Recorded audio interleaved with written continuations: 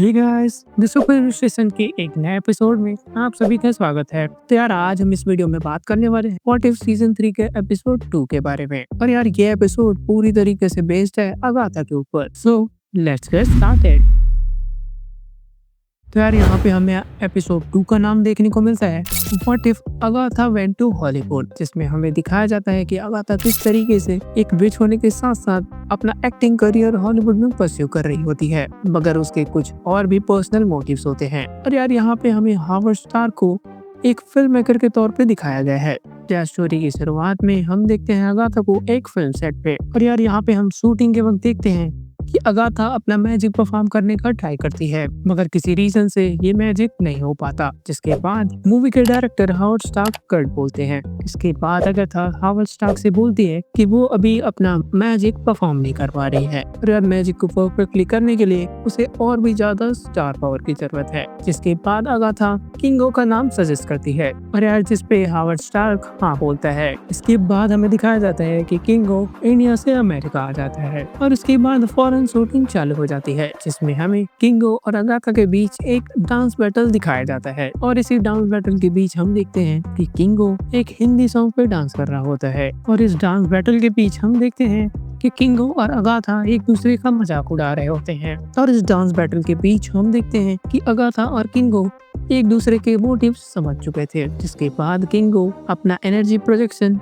Agatha पे fire करता है, मगर अगाथा किंगो के पावर्स का मजाक उड़ा देती है। और यार इसके बाद अगाथा किंगो से कहती है कि उसने बाकी इटर्नल्स के पावर्स एब्सॉर्ब कर लिए हैं और इटर्नल्स को कहीं किडनैप करके रखा हुआ है, क्योंकि यहाँ पर अगाथा किंगो के एनर्जी प्रोजेक्शन से बचने के लिए अथीना के जैसे ब्लेड चलाती है और बकारी के जैसे अपने तेज स्पीड का यूज करती है। और इसी के साथ ही दूसरे सीन में हम देखते हैं कि वो इकरिस की तरह आंखों से लेजर भी छोड़ रही होती है। और फाइनली इन दोनों का डांस बैटल एंड हो जाता है, जिसके बाद हावर्ड स्टार्क इन दोनों की तारीफ करते हुए कहता है कि ये सीन वाकई में कमाल का था। और यार इसके बाद हम देखते हैं कि अगाथा किंगो के सामने अपने पर्सनल मोटिव्स रखती है, जिसपे वो रिवील करती है कि जल्द ही इस अर्थ पे इमरजेंस होने वाला है, और वो नहीं चाहती कि ये प्लेनेट उसके चक्कर में बर्बाद हो जाए। और यही रीजन था कि अगाथा चाहती है कि किंगो अपने पावर्स उसके हवाले कर दे। इसके जवाब में किंगो कहता है कि तुम्हें सच में लगता है कि जिस मिशन के लिए वो इस अर्थ पे आया है उसे वो ऐसे ही जाने देगा। जिसके जवाब में अगाथा कहती है कि तुम सारे इटर्नल से अलग हो, क्योंकि तुमने ह्यूमैनिटी को जीना ही नहीं सिखाया है,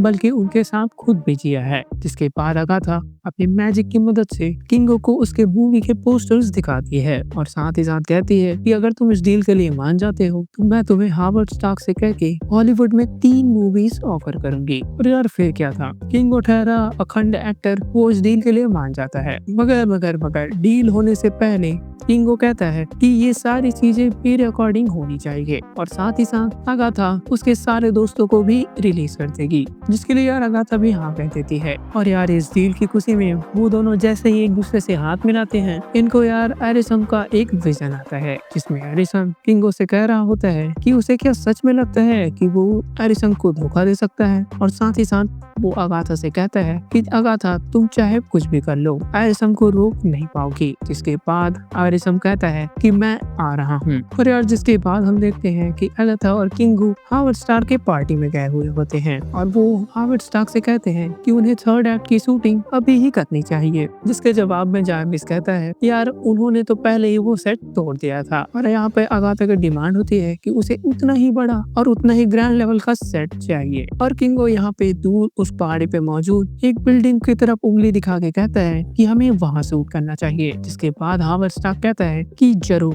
मैं उस बिल्डिंग को खरीद रहा हूँ, मगर हावर्ड स्टार्क की एक कंसर्न होती है कि इतनी जल्दी वो लोग उस बिल्डिंग तक कैसे पहुंचेंगे। जिसके बाद किंगो अपने स्पेसशिप को दिखाता है, जिसपे हावर्ड स्टार्क कहता है कि आई न्यू इट, कि तुम एक विच हो और ये एक एलियन। जिसपे यार अगाथा हावर्ड स्टार्क से कहती है कि क्या तुम्हें सच में पता था, और पता होने के बावजूद तुमने हमें कुछ भी नहीं कहा। जिसपे हावर्ड स्टार्क कहता है कि मुझे इस बात से कोई फर्क नहीं पड़ता, क्योंकि यार उसके वीएफएक्स के पैसे बच रहे थे। और जिसके बाद ये सब के सब वहाँ पहुँच के सेट डिजाइन करने में लग जाते हैं, और यार पूरा का पूरा सेट प्रिपेयर होने के बाद फाइनल एक्ट की शूटिंग की बारी आ जाती है। जिसके बाद हम देखते हैं यहाँ पे किंगो बंधा हुआ रहता है, और यहाँ पे हम अगाथा को देखते हैं कोई स्पेल करते हुए, और जिसके बाद एक एनर्जी बीम सीधे किंगो की तरफ जाती है, और जिसके बाद किंगो का पावर पूरा का पूरा अगाथा में ट्रांसफर हो जाता है। और यार ये होने के बाद अगाथा फौरन अर्थ में मौजूद सेलेस्टियल टैमुथ की पावर भी एब्जॉर्ब कर लेती है। और यार ये सारे सीन्स जारविस बैठा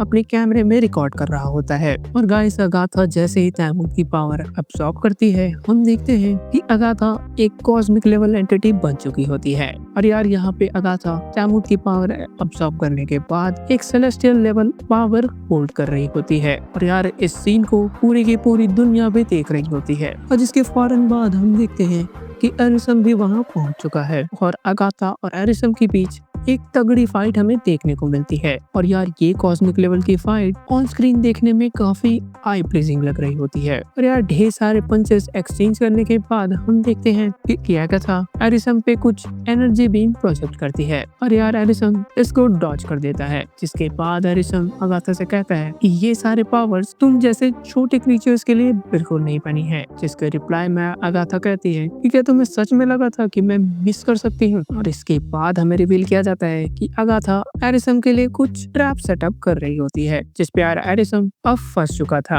और इसके बाद हमें दिखाया जाता है इस एपिसोड का ओवर पावर मोमेंट, जिसमें यार अगाथा एरिसम की पावर्स को भी एब्जॉर्ब कर लेती है। और यार जिसके बाद अगाथा कुछ ज्यादा ही पावरफुल हो चुकी होती है। और यहाँ पे अगाथा सबसे कहती है कि फाइनली उसका सपना पूरा हो चुका है। और इसके बाद यार किंगो अगाथा को उसकी प्रॉमिस याद दिलाई है, मगर यहाँ पे अगाथा कहती है कि उसे कभी भी इमरजेंसी रोकना ही नहीं था। वो तो ये सब कर रही थी क्योंकि उसे पावर चाहिए था, और जो पावर्स उसे अब मिल चुकी थी। और यार यहाँ पे किंगो हावर्ड स्टार्क को समझाते हुए कहता है कि अब अगाथा के पास 2 सेलेस्टियल्स की पावर है, वो चाहे तो इस दुनिया को एक झटके में खत्म कर सकती है। यार इसके बाद जारविस किंगो से कहता है कि काश हमारे पास कुछ ऐसा पावर्स होता कि जिस तरीके से हम मूवी में कैरेक्टर को चेंज करते हैं, उसी तरीके से हम किसी का भी कैरेक्टर चेंज कर पाए। जिसके रिप्लाई में किंगो जारविस से कहता है कि जारविस तुम।